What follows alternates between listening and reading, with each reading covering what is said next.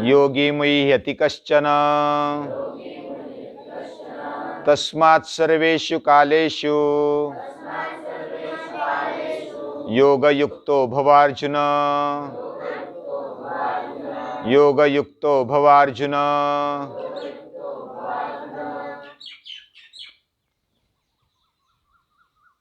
पहले अध्याय में भी यानी गए अध्याय में कहा तस्माद् योगी भव।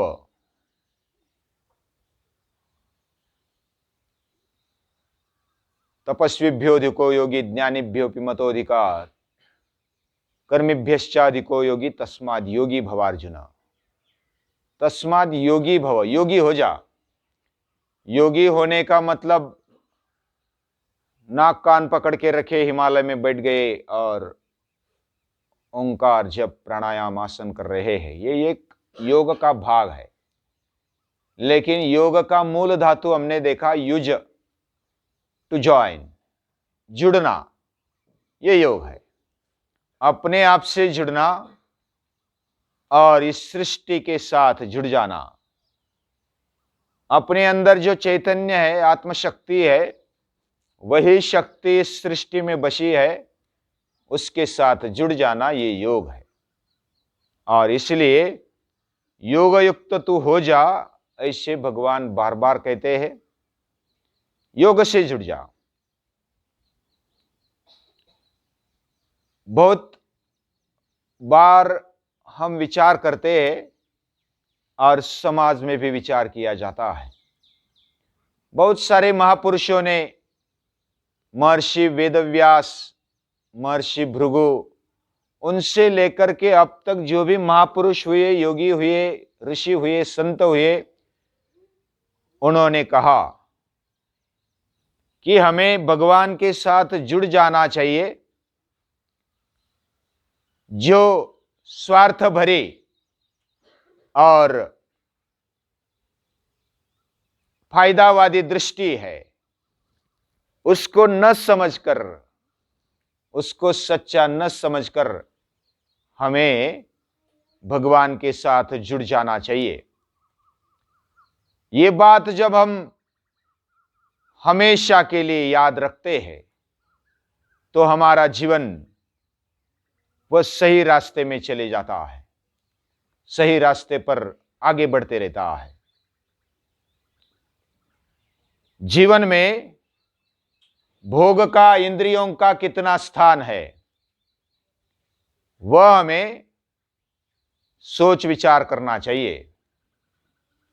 और जब हम ये बारीकी से करते हैं तो हमारा जीवन सही रास्ते पर जाने लगता है। बहुत बार महापुरुषों ने कहा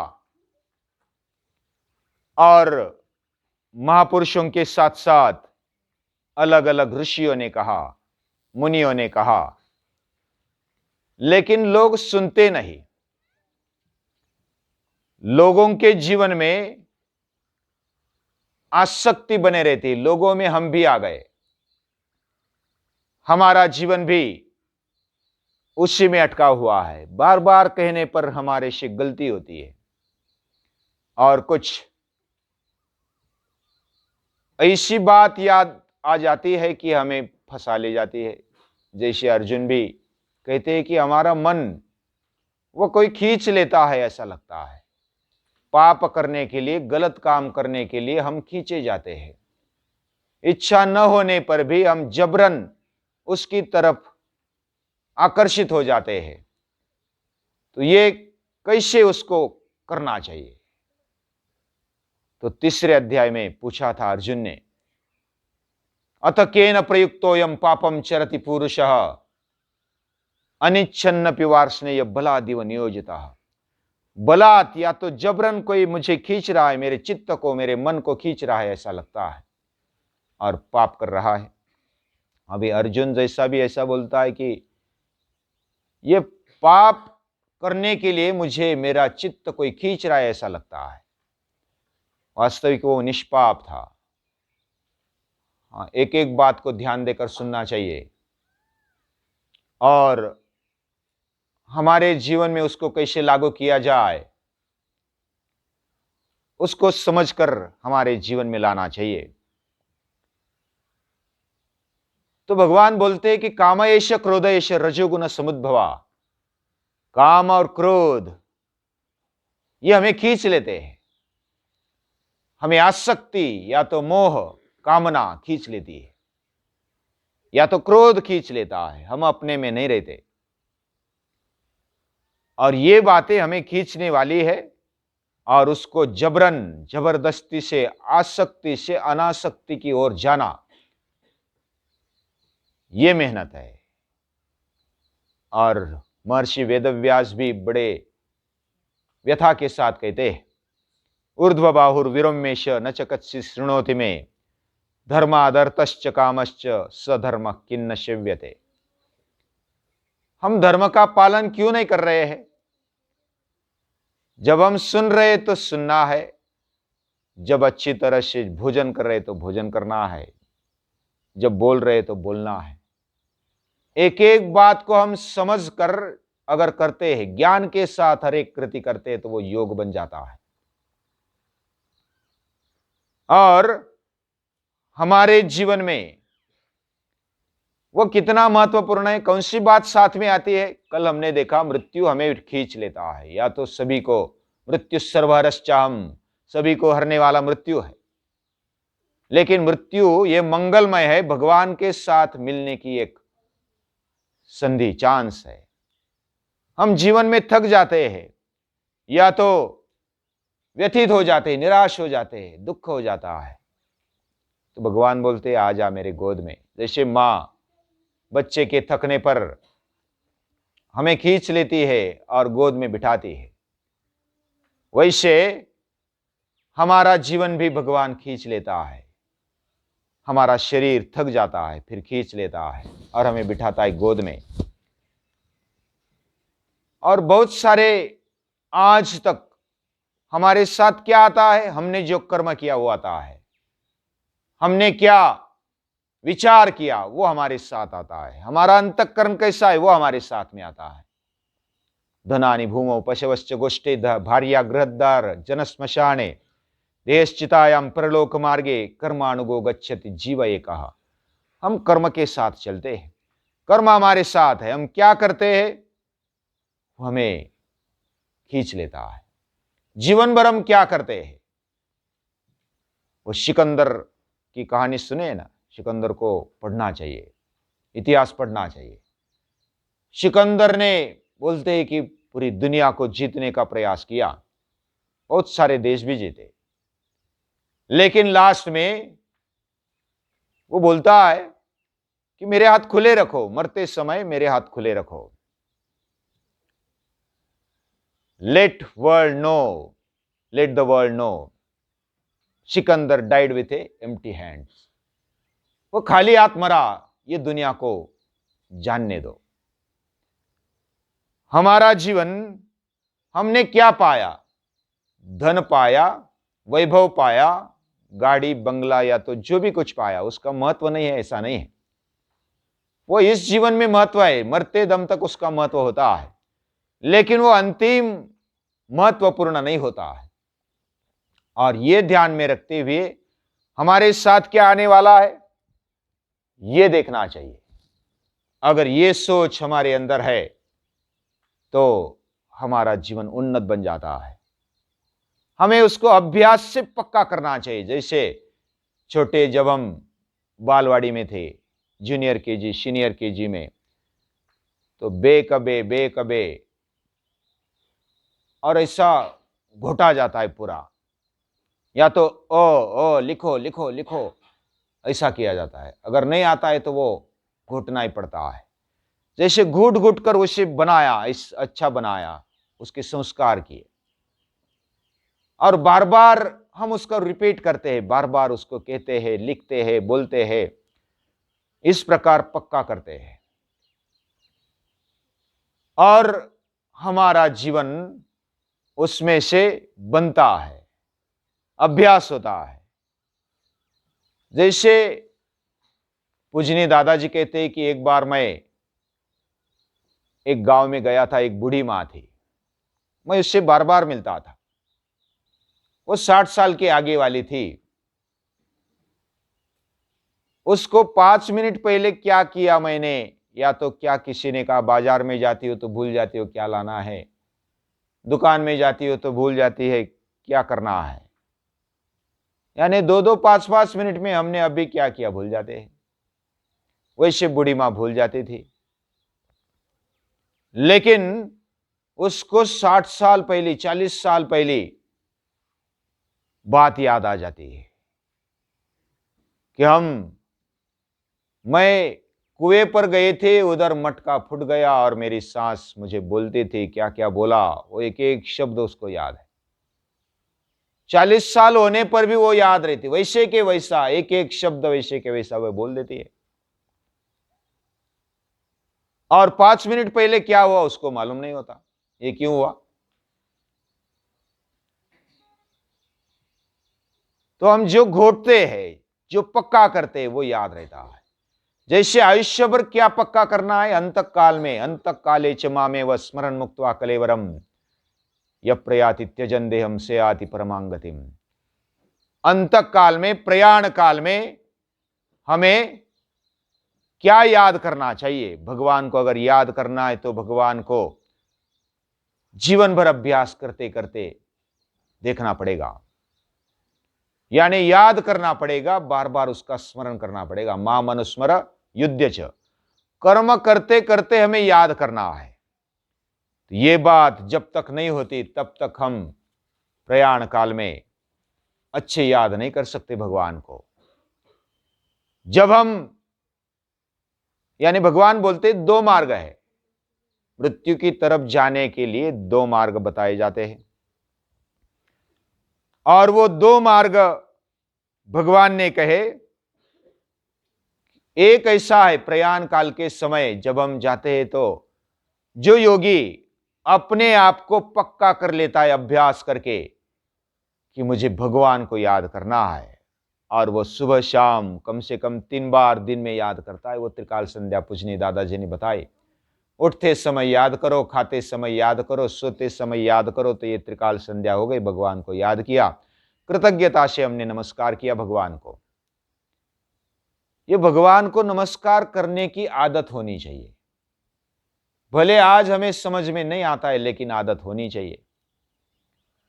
कोई बोलता है भगवान क्या कर लेगा, अभी क्या कर लेगा भगवान, ऐसे बोलने वाले भी कोई होते। भगवान क्या नहीं करता है, वो डायरेक्ट हमें सजा नहीं देता है, वो किसी न किसी के द्वारा हमें थप्पड़ लगाता है। सृष्टि या तो निसर्ग थप्पड़ दे देता है और फिर सिखाता है। तो ये जो 2 मार्ग है, 2 प्रकार है मृत्यु की तरफ जाने के लिए। वह एक है शुक्ल गति, उसको कहा है शुक्ल पक्ष में जो मरता है, ऐसा कहते हैं, वह श्रेष्ठ गति को प्राप्त होता है। यद गत्वा न निवर्तन्ते तद्धाम परमम मम। उस स्थान पर पहुंचने पर फिर वापस आने की जरूरत नहीं होती, यानी उनका जीवन शुद्ध रहता है। उन्होंने घोट घुट कर उसको बनाया है, अभ्यास करते करते ये बात पक्की कर दी कि मेरे जीवन में क्या महत्वपूर्ण है। हम भी सोचे जीवन में क्या महत्वपूर्ण है। हमारा जीवन क्या खाने के लिए है? हमारा जीवन क्या केवल मौज मजा करने के लिए? ईट ड्रिंक एंड बी मेरी करनी चाहिए, लेकिन उसके लिए हमारा जीवन नहीं है। जीवन में आनंद होना चाहिए, लेकिन केवल भोगानंद या तो इंद्रियों के पीछे लगकर जो भी आनंद मिलता है वह आनंद लेकर बस खुश हो जाए। जैसे गिटार का कीड़ा गिटार में आनंद लेता है, उसको अमृत का आनंद नहीं मिलता है। उसने देखा ही नहीं है, उसको मालूम नहीं है कैसा आनंद है। लेकिन जो महापुरुष कहते हैं वो एक बार करके देखना चाहिए, सोच के देखना चाहिए, अभ्यास करके देखना चाहिए। जैसे भीष्म पितामह, वो मृत्यु को भी रोक लेते हैं कि तू रुक जा, हाँ मुझे मेरे जीवन को पूरा शुद्ध बना लेने दे, और पूरे निर्विकल्प भाव से मैं जब समाधि में हूँगा तब मुझे ले जाना। यानी ऐसे रोकने की ताकत योगियों में होती है, वह शुक्ल गति से आगे चलते हैं। और दूसरे जो होते हैं वह प्रयाण काल में बार बार जन्म लेते हैं, यानी जब मृत्यु होती है, शरीर निकल जाता है, तब फिर जन्म लेते हैं। यानी उनका जीवन अभ्यास तो करते हैं वो भी, लेकिन उसमें सातत्य नहीं होता, उसमें वो थोड़े अधूरे रह जाते हैं और फिर जन्म लेना पड़ता है। शुक्ल कृष्णे गति ये ते जगत शाश्वते मते, वह सूर्य की शुक्ल गति मानी जाती है, वैसा ये प्रतीक रूप में है। यानी शुक्ल गति, कृष्ण गति, यानी एक सफेद मार्ग, एक काला मार्ग, ये बताने के लिए हमारे जीवन में जो भी विकार रहेंगे, जो गलत बातें रहेगी, उसको निकालने के लिए जिसको समय लगता है मृत्यु तक वो कर नहीं पाता, उसकी कृष्ण गति होती है। और इसका जो अभ्यास है वो भगवान शंकराचार्य यानी श्रीमदाद्वैत शंकराचार्य ने भी कहा है उनके शरीर भाष्य में कि ये जो कृष्ण गति और शुक्ल गति है, ये प्रतीक रूप में बताए हमारे मन की अवस्था कैसी है, हमारे अंतःकरण शुक्ल है या कृष्ण है, काला है या शुद्ध है, ये बात समझ में लेनी चाहिए। यानी उत्तरायण में मरेंगे तो मोक्ष मिलेगा और नहीं मरेंगे तो फिर नरक मिलेगा या तो अधपतन होगा, ऐसा नहीं। कौन सी भी दिन, कौन से भी तिथि में अगर हम चले जाते हैं, प्रयाण काल में आगे चलते हैं, लेकिन हमारा मन अंतःकरण शुद्ध है, योगी जैसा है, तो हम मोक्ष को प्राप्त हो सकते हैं, होते हैं। और इस प्रकार जो प्रभु के दरबार में अपने आप को लेने के लिए तैयार रहता है, वो हर एक स्टेशन में मृत्यु का स्वागत करने के लिए तैयार रहता है। ऐसे योगी वो कभी चलित नहीं होते हैं। नैते श्रुति पार्थ जानन योगी मुह्यति कश्चन योगी न मुह्यति योगी कश्चन न मुह्यति। वह कभी भी हिलते नहीं, वो दोलायमान नहीं होते। तस्मात् सर्वेषु कालेषु, सभी काल में हमें योग युक्त रहना चाहिए। हम हर रोज योग करते हैं, त्रिकाल संध्या करते हैं, हम जुड़े रहने का प्रयास करते हैं, अभ्यास करते हैं। और ये अभ्यास हमें करना चाहिए, हमें ध्येय निष्ठ बनना चाहिए। ध्येयहीन जो बनते हैं उसके जीवन में दुख ही दुख आने लगता है, उसके जीवन में व्यथा होती है, अस्वस्थ होते हैं। ऐसे जीवन केवल खाओ पियो मजा करो में गुजारते, आज का आज मौज कर लेंगे, कल देखेंगे, आज तो दुखता नहीं ना, आज जिलेबी खा लो, कुछ पावड़ा खा लो, लेकिन अपचन होगा, पेट दुखेगा, उसको तब मालूम नहीं पड़ता। लेकिन जो दूरदृष्टि से देखता है उसको मालूम पड़ता है कि ये खाने से आगे तकलीफ होगी। तो जो भी करना है ज्ञानपूर्वक करना है।